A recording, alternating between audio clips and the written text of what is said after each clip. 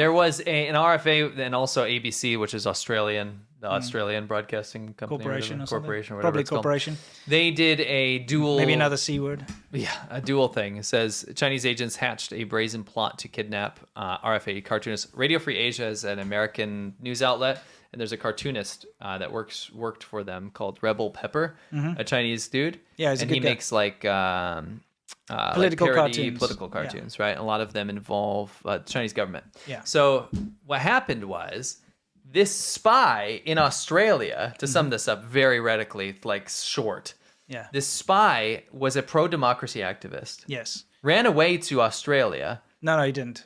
What are you talking about? Well, no, he did. He Yes, ran away yeah. now. Yeah, yeah. Ran away to Australia. Back when he contacted him from overseas. Yeah. So what happened was they actually they basically threatened him. They're like, Yeah. you're a pro-democracy activist that has a lot of like clout in this community. You're done. We got you. CCP's like, we got you, right? So they mobilize him. They say, but rat out all your other pro-democracy Yes. friends, and then we won't arrest you. Right. Or whatever they And then compensated him with. Yeah, he and then worked his way he up. became like an employer. He became a spy. Yeah.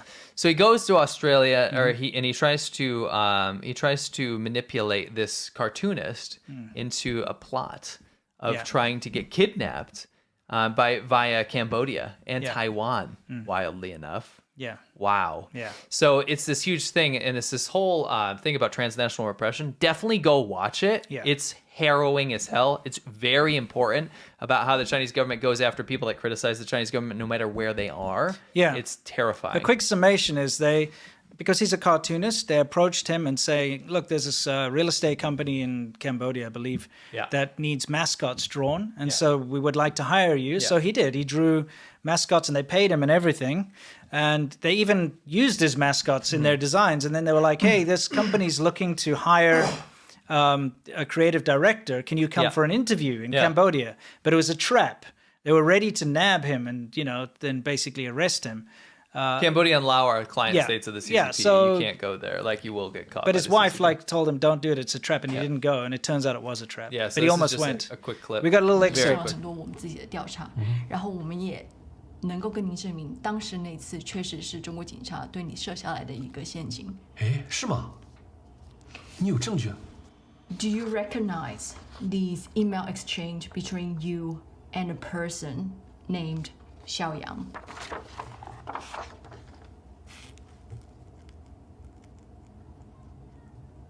哎，你们有这个 email 的截图？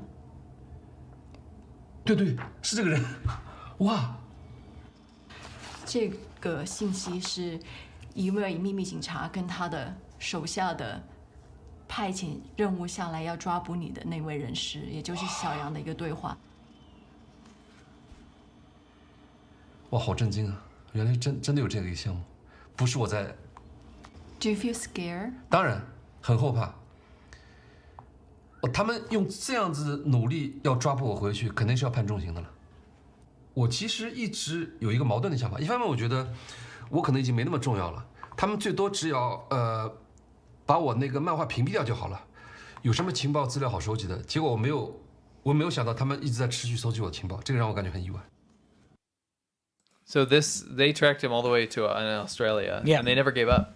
And this is not one person. So that spy we're talking about that got changed from pro-democracy actor into spy, changed back. And now those two guys, that guy the guy that he was tasked with capturing, they're friends now. Yeah, they've met each other. And the spy is telling all. So that whole documentary is about that spy just spilling the guts Definitely on how the Chinese worth- government works. Definitely worth checking out. We got a link in the description, It's right? crazy. It's very good. Definitely watch it. It's a very good piece, so please go watch it after the show. And governments around the world need to frickin' pay attention to this. Yes, right now. listen to the diaspora. Yes. Yeah. Listen to the Chinese people Yeah. that have fled. They fled for a reason, Yes. and they should not be hunted. Nope. No. So, there's this radical thing. This is going to do pretty. I reckon. oh, by the way, you know what I saw, and it was too late. You know what Flat Cap McDonald said today? China is going to buy these empty houses and give them to like homeless people. Oh shit! I'm sorry, but it's just everything is just nonsense that the Chinese propaganda puts out, and he's like the loudspeaker of that right now. You can just see everything. They love him these days. Yeah, everything he puts out is absolute garbage. Like so easy to debunk. Anyway, so what's happening here? I was about to say this could be used as propaganda quite easily. And it has. You've just been vindicated used. me. It's being used as propaganda. I love that we didn't even know that before the show. China considers local government purchase of unsold properties. So here's the deal: there are tens, if not hundreds, of millions of homes, extra homes in China because of the real estate bubble. If you think, as I said in my video the other day, if you think the property crisis, the financial crisis in 2008 in the U.S. was bad, the property bubble in China makes that look like a bubble on latte foam. Yeah, it is so enormous, it's hydrogen blimp size. Yeah. It is out of control. I mean, there's basically 2 homes for every person in China, yet so many people can't afford any of them. Yeah. A good chunk of them are unfinished. Yes. Swaths of ghost towns that could host millions and millions of people that they're not finished being built. Yes.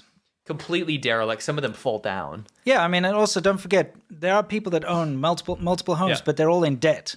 And they they speculate. So they buy illegally and legally, but they owe money on them. So they don't actually own these things, which are then going to be sold off. And remember, you can't actually own things in China. But yeah, it's crazy. So the government now is going, hey, guess what? Mm-hmm.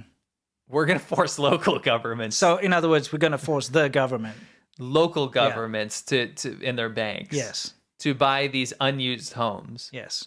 And then incentivize people to trade in their old bad homes for the new unsold homes, which implies that any of these millions and millions and millions of unsold homes are livable. Yeah. They're made of tofu dregs. They're rubbish, yeah. They fall down. Mm-hmm. They're unfinished and cannot be habitable. Well, the thing is, it's basically like a Ponzi scheme. Yes. And the local governments, which is still the Chinese government, by the way, the local governments, they will sell off a piece of land to a real estate company that gets investment from people that don't even live there. Hey, we got a new property. It's going to go up in value. Buy it. And people do buy it. But then they build more and they build more. Just the whole idea of if you build it, they will come. Yeah. But then you get a situation where there's oversupply. There's not enough demand. And so the central government's like, this isn't good. We've got like so many tens of hundreds of millions of houses sitting empty, and this is not good. So we're going to try and curtail this. And I think the way we're going to do this is by forcing the local governments to buy those stupid fake empty houses that they keep building. Yep. It'll stop them from doing it because then they know they have to buy it back. Yes. That's basically what they're doing. Yeah. I mean, why get up on the table? Oh, another guy's up on the table. Have you noticed they're not fighting over an object? They're actually fighting over who can stand on the table. He's just going to sit there. Come on, stand up and strike a pose.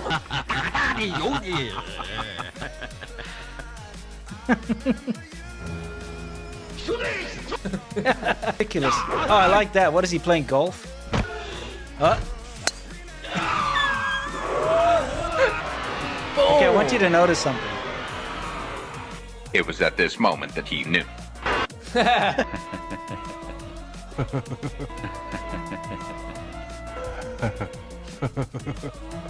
What the?